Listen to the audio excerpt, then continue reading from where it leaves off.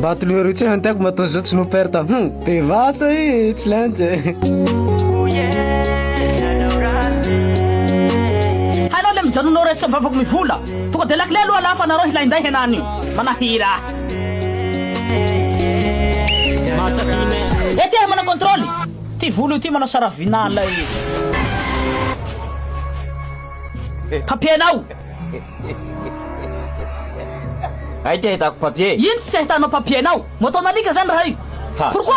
Olombelo. Lafa tsy mahita papier mipaye 500 000. Laha nampela zay le tsy tapadovy drala. Ka nareo tsy mitovy zo. Sahy misy nono. Lalana avao. Zao tsy manao kolikoly.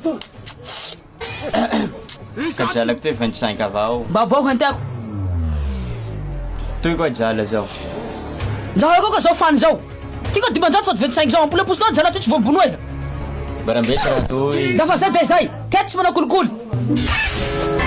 30 cents manjesy. Zay meloko rovoany. Hafa ty vonako 50 000. Amizay ty vonako tsy ray aly. Tanjaho tsay koa. Hentehenteha tsay ty tsy no hitany lamona ety fa sifitsy amposo.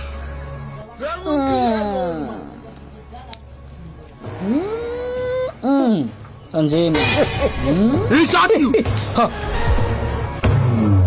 Sady rasy sana bavy. Ora lakile toy. Ay!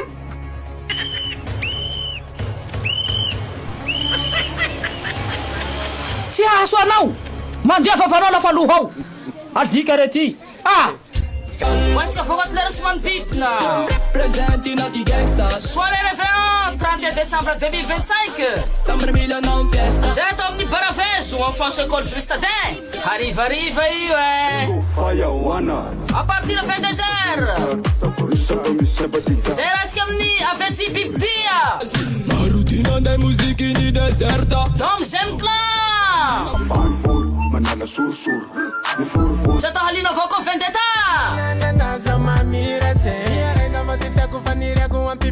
Misy artiste surprise avao koa. Animation DJ Vic Pidira. Telo arivo avao. VIP sy natao sarotsy fa 10 arivo avao koa. Ka hoahinao ka mila raha lavitsy amin'ny réveillon ty fa nilelilele mariny avao. Artiste tena soa. Misy concours twerka avao koa ty ao. Sumunjara a concours raha hainareo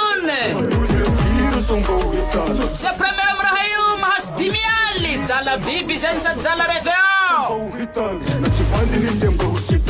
Kahalino le 31 décembre 2025 fotoatsika amin'ny Baraveso. Bas nantanjazana miala ho zay.